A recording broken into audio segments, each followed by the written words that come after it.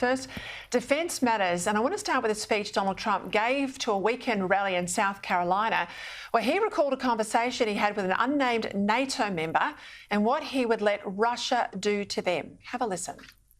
One of the presidents of a big country stood up and said, well, sir, if we don't pay and we're attacked by Russia, will you protect us? I said, you didn't pay? You're delinquent?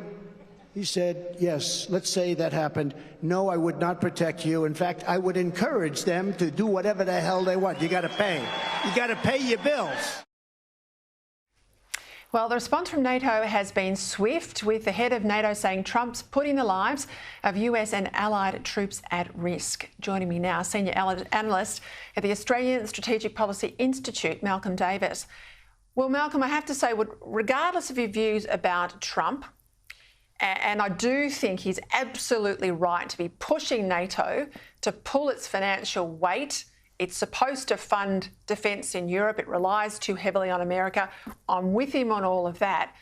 This is a worrying sign, perhaps, of a new American isolationism, though, if Trump is to win. How do you see it? Look, I would agree with you, Peter. I think that what you've seen over the weekend is Donald Trump essentially indicating that he fully intends to betray NATO's most important element of its charter, Article 5, which says an attack on one is an attack on all.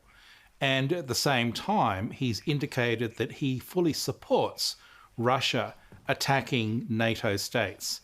That, to me, is a gross betrayal of NATO's trust, and it should be sending warning signals flashing bright scarlet red around the world about Donald Trump's intentions, not just in regards to NATO, but in terms of the US relationship with other key allies in the Indo-Pacific, such as Japan, South Korea, and Australia.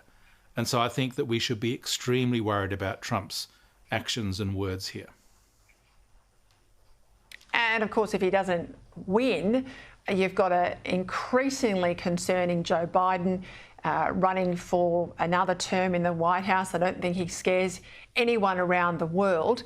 And then here at home, you think that would make us redouble our efforts to be ready in the case of concerns, at least in our region, perhaps beyond.